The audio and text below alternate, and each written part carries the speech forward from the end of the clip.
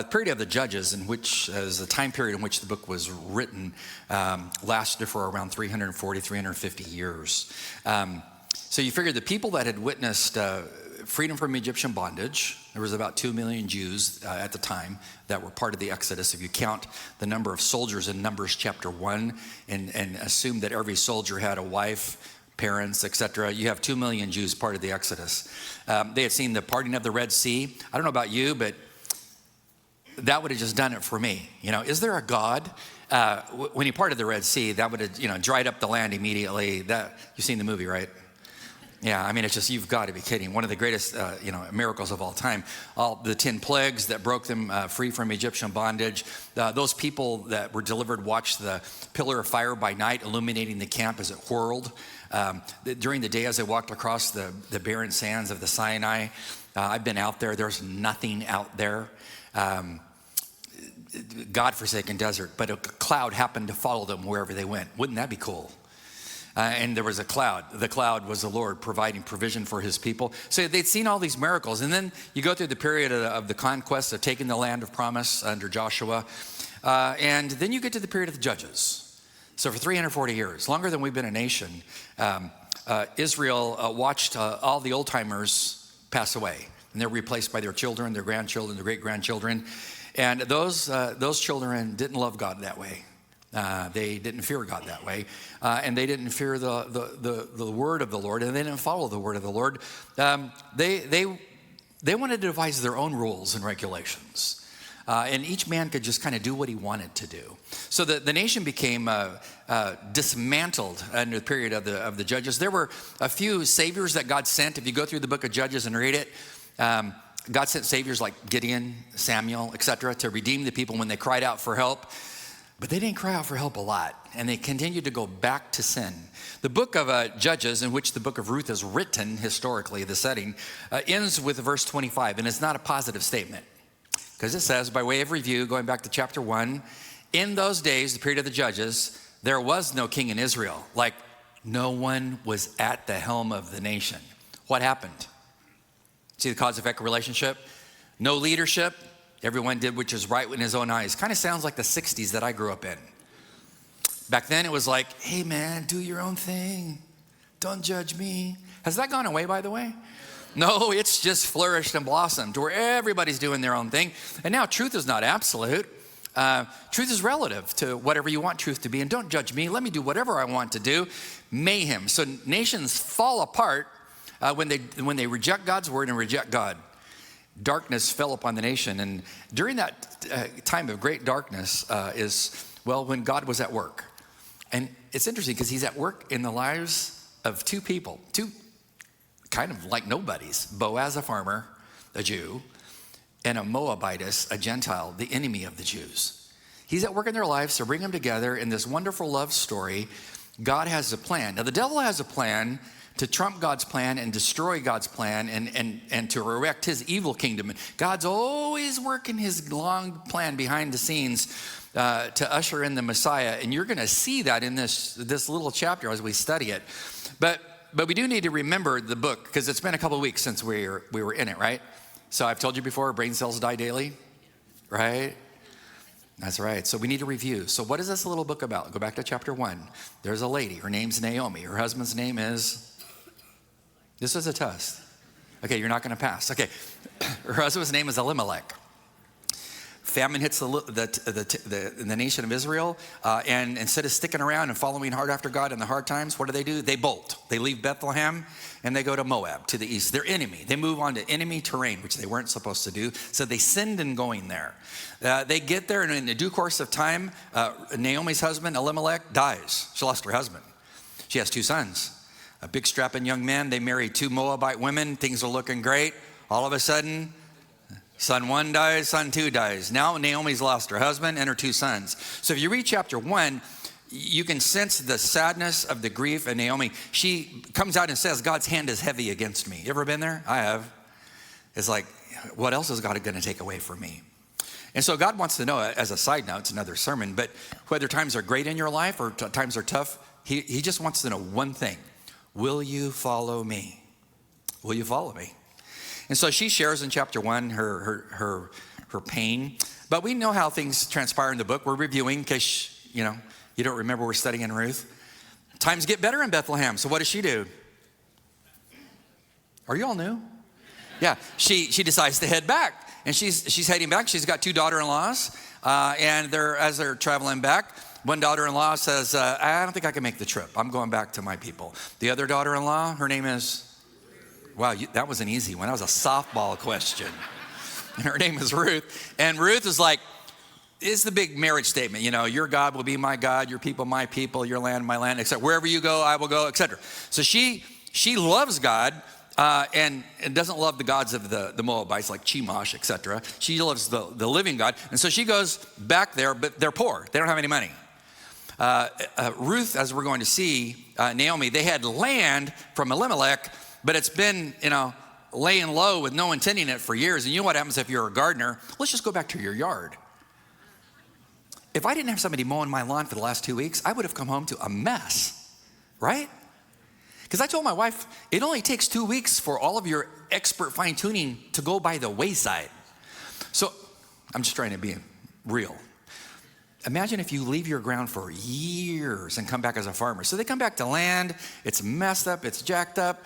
They don't have any men to work the land, they don't have any money. And so Ruth gets the big idea, we need food. I'm gonna go pick a field, arbitrarily pick a field, and I'm gonna harvest what grain falls behind the harvesters. Poor people can do that according to the law of Moses. So she does.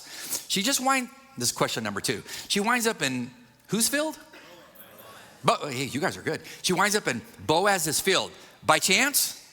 No, God made sure she wound up in that. Because remember, God had a plan. In a time of great darkness, God is working behind the scenes through insignificant people to bless not only a little town, Bethlehem, but to bless the world. Now, you need to kind of think about this. You look at your life and you think about your children, your grandchildren, etc. You must be thinking to yourself, as we study today, is it really that important that my child goes to Virginia Tech? Penn State, wherever? Well, it's probably good to get an education, but you must want to know from that child and pray over that child. But honey, what are you going to do for Jesus Christ in your lifetime? Because God's going to work through you. You might be the one that turns not only a town around for God, but a nation around for God. That's amazing faith. That's what we're going to see in this little story. And so Ruth winds up one evening at the feet of Boaz as he's leaning on some of his grain to protect it. And the plan was, uncover his feet while you're laying there in the middle of the night. Men don't like cold feet, correct? You married? Men? Yes. Does your wife ever pull the covers off of you? That's a whole nother discussion, isn't it? Yeah, pulls the covers off you. If she pulls them off your feet, and it's cold, it's winter, you're going to wake up. That's what happened to Boaz. He woke up, and in the middle of the night, he's looking down at his feet, and he's like, who are you? I'm Ruth, and according to the Levirate law, you're supposed to marry me.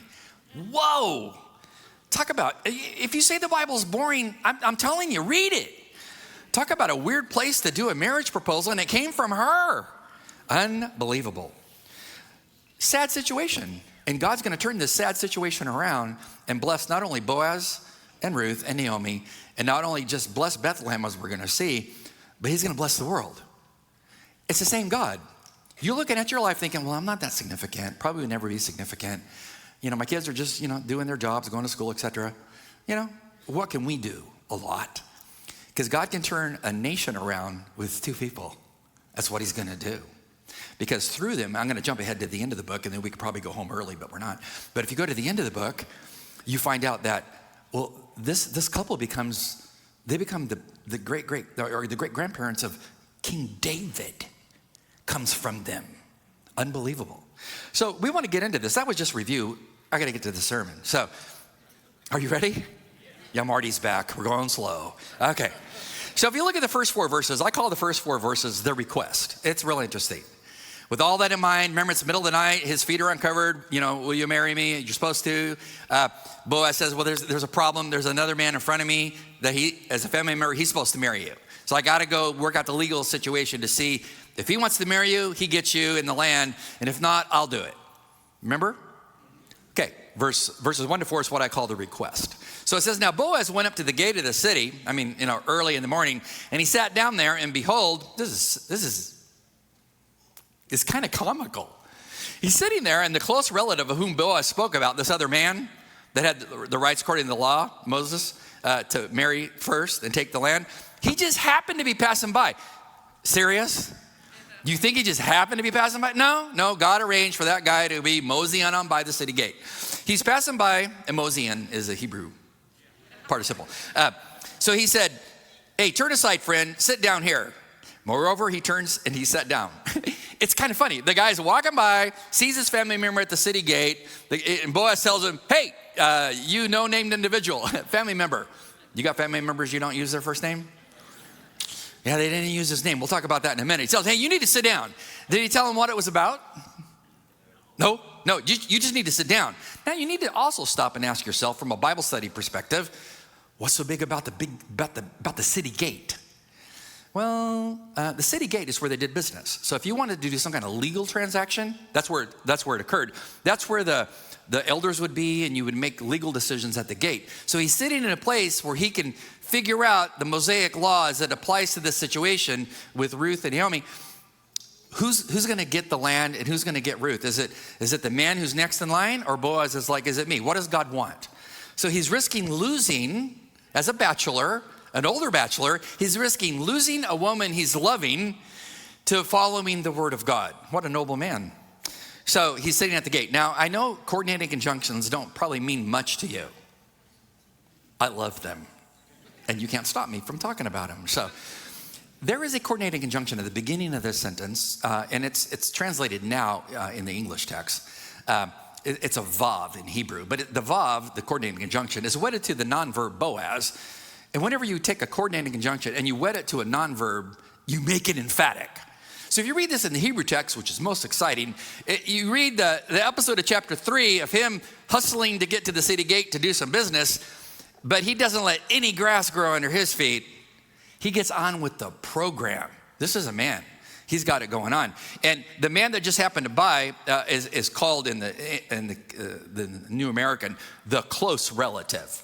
The New American Standard is not the best translation. I like the NIV here, where it translates this guy as the guardian redeemer. He's the Goel, the great word. The word of redemption in the book is Goel. He's the guy who's qualified to redeem. He's told to sit down here. We need to work something out. Verse 2. Then what did Boaz do? Well, he no sooner got the Goel, the redeemer, to sit down, and he took 10 men of the city of the elders, and he said, hey, you guys need to sit down here. Could you see how this would unfold? It's not like the elders walked by in one giant group of the elders. Do you see our elder board walking around like that? Men just move through the church as a unit. No, there's one here, one over there. That's kind of like this, you know. One went by, hey, you're an elder. Yeah, you need to sit down. Oh, what's going on? Just wait. Yehuda, you need to sit down. What's going on? We got to get 10 guys together. And so they get them all to sit down, and he's not told them anything that's going on, but then he does. And here's his legal case, verse 3. Then he said to the closest relative, let me explain to you the legal situation. Naomi, who has come back from the land of Moab, has to sell the piece of land which belonged to our brother Elimelech. So I thought to inform you, saying, based on the Mosaic law, buy it before those who are sitting here, that will be legal, and before the elders of my people. If you will redeem it, but if not, because you're in a situation to redeem it, but if not, tell me that I might know, for there is no one but you to redeem it. You're first in line. It's your opportunity. And I am after you. So if you're not going to do it, I'll do it. What'd the guy say? What'd he say? I will redeem it. Now, this is where you need to learn Hebrew. It's trying to help you. Hebrew's in heaven. Just saying. Get a head start here. He says, I will redeem it. But in Hebrew, he says I 2 times. Do you ever speak emphatically and like stutter when you do it? I totally would do that. It's kind of like that in Hebrew. It's totally emphatic. I will redeem it. Well, that didn't last long. That's the request. Will you redeem it? The guy says, yes, I'll redeem it. I'll do what the law of Moses calls me to do. Well, there was more to the legal story, which I call the refusal. God tells you to do this, you think it's great, and then all of a sudden you find out more details and you're like, I can't do that. That's verses 5 to 8, the refusal. Boaz then said, there's more to the story. Well, on the day that you buy the field, which you can do according to the Mosaic law, from the hand of Naomi, you must also acquire Ruth the Moabitess, the widow of the deceased, in order to raise up the name of the deceased of the inheritance. Remember your duty? Your duty is to make sure the land of the family stays in the family name. Oh, by the way, there's a young widow over here, lost her husband. You're related to her now through marriage, and you get her too. Man, you want 2 wives? Why are you being so quiet? Yeah, no. One's training me well enough. I don't need 2, And so he says, you get her too. She's a Gentile? She's from where? She's from, I don't want to get involved in all that kind of stuff. So he comes up with what I would call a flimsy excuse. You ever given one of these? It's everybody knows it's a lame excuse. Notice what he says in verse 6. The closest relative, the redeemer, who should have redeemed but doesn't want to redeem, says, I cannot redeem it for myself. And then he tells you why. What's his reason why he can't do it? Lest I jeopardize my own inheritance. You redeem it for yourself. You want the land and that woman? Go right ahead. You may have my right of redemption. I cannot redeem it. Should be, I will not redeem it. Do you wonder why in a little book like this of 4 chapters, everyone's got a name, right? Like, who are the major characters of the story? Naomi, there's Ruth, there's Elimelech, there's Malhon, there's Chilion. There's people, right? You got to ask yourself the question, why isn't this guy named? Do you know what I'm talking about? The Redeemer? Why didn't they name him? Because he's not an honorable man. The Holy Spirit's like, I'm not going to name that guy. He should have stepped forward and did what he was supposed to as a man, but he didn't want to do it. Came up with a lame excuse. We're not even going to name him. The guy that's going to do the honorable thing is going to be Boaz. And so what happened after he gave this lame excuse? Well, verse 7, now as was the custom in former times in Israel concerning the redemption and the exchange of land to confirm any matter, legally speaking, a man removed his sandal and gave it to another. And this was the manner of attestation in Israel. So that the closest relative said to Boaz, quote, buy it yourself, the land and the woman, they're yours. And he removed his sandal and he gives it to Boaz. Aren't you glad we don't live in this culture? Especially when you go to Israel and you realize just how many rocks are on the ground. You could ask my wife, I've been married 44 years, she would totally corroborate this. I don't go barefoot. Every time I do, I have totally virgin feet. Because every time I go barefoot, I step on something. Does this happen to you? So ask Liz. I just don't. When I get out of bed, I'm in slippers right on my feet. Think of this culture. Rocks everywhere, sand, it's hot, etc. He's got to take off his sandal and hand it to Boaz to complete the deal. Now think about this pragmatically. That means he's going home how? Short a shoe. Imagine how he was walking back and he gets in, his wife's like, what's up with you? Where'd your sandal go? Did you lose a sandal? No, I gave it to Boaz. Whatever for? I don't want that land because it came with a woman. No, I don't want to do that. And so he takes off his shoe, as was the custom. According to Deuteronomy 1:36, Joshua 1:3, Joshua 14:9, etc., if you took off your shoe and you handed it to another man, you were saying, I shall not trod upon that land with my feet. It's not my land, it's your land. That's a refusal. Leads to the redemption, verses 9 to 10. Boaz must have had some kind of speech for everybody to listen to as they were taking care of business there. Because his life is showing how love can overcome tragedy. His life is showing in this situation how somebody that is an outcast, as a Gentile, worships another, it's a false God, but comes to worship the true God. How God can reclaim even that person for himself. His life is showing that. And it's kind of interesting because he learned all this from his mom and dad, didn't he? Because his dad, Salmon, was married to, this is Bible trivia, Rahab the harlot. Really? Yeah, when the Israelites took over Jericho, Rahab was the one who got him in and, helped him out. And God bless her. So in the family line of the Messiah is a prostitute, Gentile, married to Salmon, a Jew, who became the father of a guy named Boaz, who marries a young lady named Ruth, who's not a Jew, who came from Moab, who worshiped the false god Chemosh, who comes to worship the true God, and through them comes David. Through him who comes the Messiah. See God's long plan? So when you look at a nation in darkness, times smell of sunset in our nation when I see the wickedness and evil about me. But I have great hope because I know the same God that was working through this little family is the same God working through families today. That through your little family can come a child that can turn family members to God, can turn a city to God, can turn a nation to God. That's this little family. So he redeems this family. Boaz said to the elders of the people, "You are witnesses today that I have bought from the hand of Naomi all that belonged to Elimelech, her husband, and all that belonged to Chilion and Mahlon. Moreover, I have acquired Ruth the Moabitess, the widow of Mahlon, to be my wife in order to raise up the name, according to the law, of the deceased of his inheritance, so that the name of the deceased may not be cut off from his brothers or from the court of his birthplace. You are witnesses today that this happened. I've got the sandal. Elimelech's land is mine, and Ruth is now my wife." What's the response of the people who watched all this and heard all this? Verses 11 to 12, all the people who were in the court and the elders said, quote, "We are witnesses. We agree." Basically, may the Lord, notice what they say, "May the Lord take the woman who is coming into your home, may she become like" who? Rachel and Leah. What's significant about that?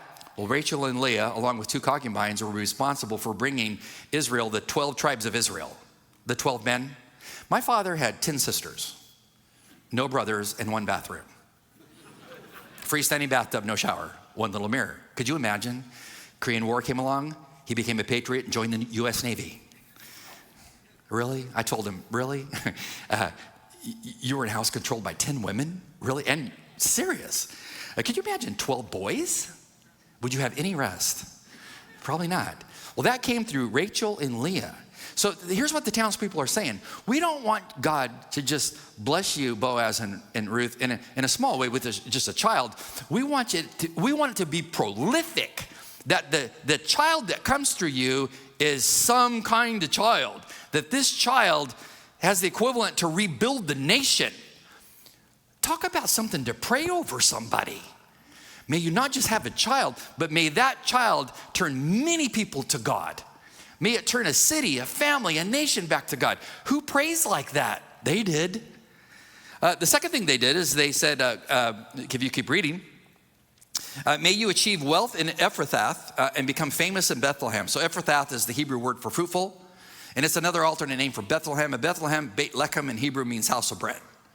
And so they're saying, we want God to make you even more fruitful than you are right now, Boaz. Moreover, may your house be like the house of Perez, whom Tamar bore to Judah, through the offspring which the Lord shall give you by this young woman. Now think about this. Ruth has been barren for over 10 years. No children.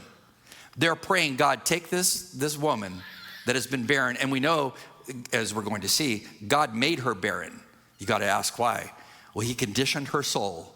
And I'm sure that's some of the conditioning that brought her to follow him. No matter whether you make me barren or you make me fruitful, I will follow you. And she did. Now God's going to reward her for her obedience. But they're praying that she, through this young woman, there might become someone famous like Tamar. Tamar? Like who's Tamar? Well, Tamar is the Canaanite who married into the line of Judah and produces the son, Perez, who becomes the head of the line of Judah, if you trace it. And through that great leader, Perez, is going to come King David. And through King David is going to come Yeshua, Jesus. That's some kind of family line. You know, there's some family lines that are just messed up, aren't they? Not in our church. They're 100%. Now, there's some family lines that are just messed up. Who's bigger than all of that? God. God is. When I was at my last church, one day I came to church and a guy came in and he had 3 giant balloons, and on him it was printed, "I've been sober for 3 days." I'm like, okay, that's kind of weird. And he sat like second row in the front, right in front of the podium, and he let the balloons go up like 7-8 feet, blocked the view of everybody behind him. So what do you tell the guy? "No, we're glad you're in church, but could you go to the back with the balloons?" He was so happy with those 3 balloons. And so I leaned over at the back by the sound booth and I told my friend Rick Seeley, who was the head of homicide, I said, "Hey, Rick, man, what's up with that dude?" He goes, "That guy right there?"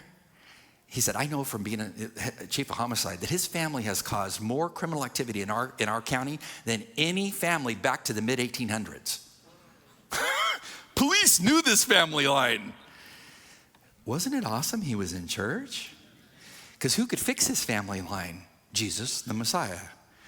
And so I'm sure the line of Judah wasn't perfect if you study it, but by and large, that line had some great men in it. And those men were raised in homes that left a legacy that impacted the nation. Amazing. May she bring forth someone like Tamar, who brings forth someone like a Perez.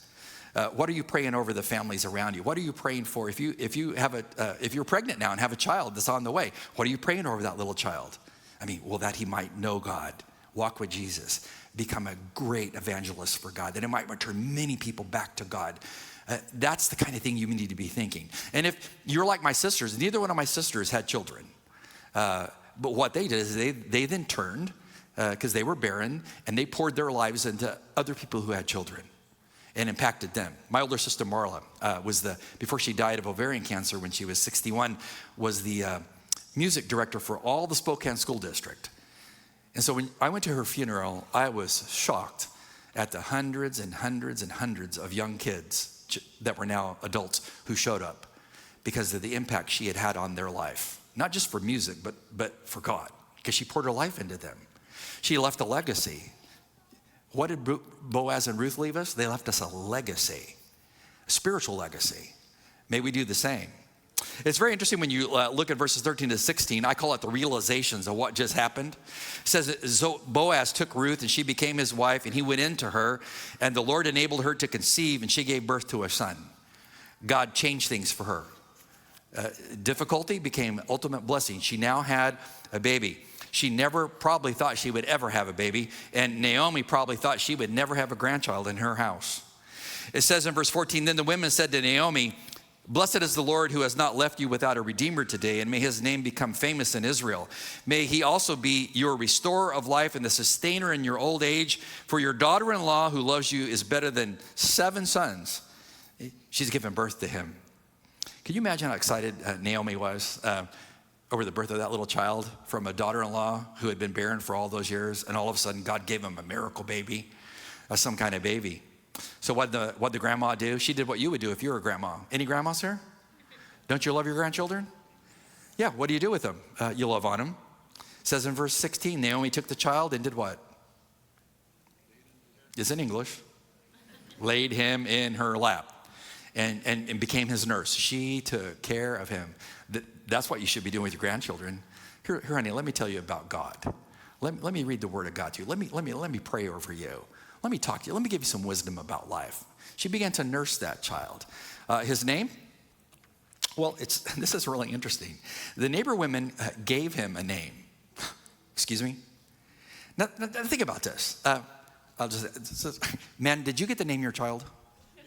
No. Yeah. Men, did you name your child? Well, probably not many. Ladies, how many children did you name? Why are you being so quiet? Yeah, your children don't have names? Yeah. I mean, usually the guy doesn't get the choice. You know, I can present my ideas and the wife's like, I went through this, I'm naming them, that type of thing. This is a weird passage, isn't it? What just happened here? Could you imagine you and your husband, your wife's been barren for 10 plus years, finally has the child, and your neighbors come over to your house and are like, man, we have got a plan for you. We got a name. Serious? What would you tell them? It's not happening. We're naming this child. And what name did they pick? Excuse me? You want to name him what? Obed. Obed. What kind of name is that? What kind of name is that? That word in Hebrew means to serve. Oh. What is that little boy going to be? He's going to be a servant to grandma. He's going to be a servant to his mom, to his dad. He's going to be a servant. Don't you find this interesting? Because if he's in the line of Jesus the Messiah, Obed. Who was Jesus when he finally came? Mark 10:45. He came not to be served, but to serve and give his life a ransom for the many. He's the Redeemer par excellence. You couldn't save yourself. He came to save you. And way back in Jesus' line is the name of a little child who exemplifies Jesus. But it gets better. And they let the neighborhood pick the name of the child. So just when you thought the nation was in a state of great darkness and there was no hope, God's like, no, I got a plan. I'm working through the life of, Boaz and his Gentile wife. And they now have a son who's going to be some kind of son. That leads to reality, verses 18 to 22, which I find interesting how the book closes. Now, these are the generations of Perez, the head of the tribe of Judah. Perez to him was born Hezron. To Hezron was born Ram. To Ram, Abinadab. To Abinadab was born Nahshon. To Nahshon, a guy named Salmon. Salmon was born Boaz. Boaz gave birth to Obed. Obed was born to Jesse, and Jesse gave birth to David. Where in the world did King David come from? He came from Nowheresville, a small little backwater town called Bethlehem. That's where he was born. And he was born to a family line that was very interesting. It had some great men in it. You know, as time goes by, you kind of forget people in your genealogy, don't you? It's a sad thing. They always say, they will be remembered forever. Not really. My dad would have been, I think, 92 years old. He died Wednesday, 16 years ago, this last Wednesday. And I thought to myself on Wednesday, as I remembered him, how my grandchildren will never know him. Never hear his voice, never hear his stories, never hear him sing, never hear his wisdom, never know anything about him. And it's only been 16 years. But the thing is, God never forgets his people, right? And so God lists all of these great men of the faith in the tribe of Judah. One of them, Nahshon, if you go back and read the book of Numbers chapter 2 and chapter 7, Nahshon becomes the head of the army of Judah, all 74,000 soldiers. He's the special ops guy. Their troops go in first. He's the leader of that. He's also the general who takes a great offering and brings it to the tabernacle to dedicate the tabernacle of worship to God. Isn't this like David? Great warrior and great worshiper of God. Way back in his family line, he had a great grandfather who was a warrior for God and also sacrificed to worship God. That's going to be David. And then that family line is a man named Salmon, who after the Battle of Jericho decides, hey, that former prostitute right there loves God. I think I love her, and marries her, and they have a little boy named Boaz. And Boaz learns from his parents how to love people, how to accept people. And he marries a Gentile. And they together give us David, King David, who was amazing king in Israel, but he's the forerunner of the King of Kings. So again, I ask you, are you willing to let the Lord today, when you leave this place, be the Lord of your legacy, of your family? That, God, what are you going to do through my child, through my children, through my great-great-grandchildren I may never see? Do amazing things. May that be your prayer.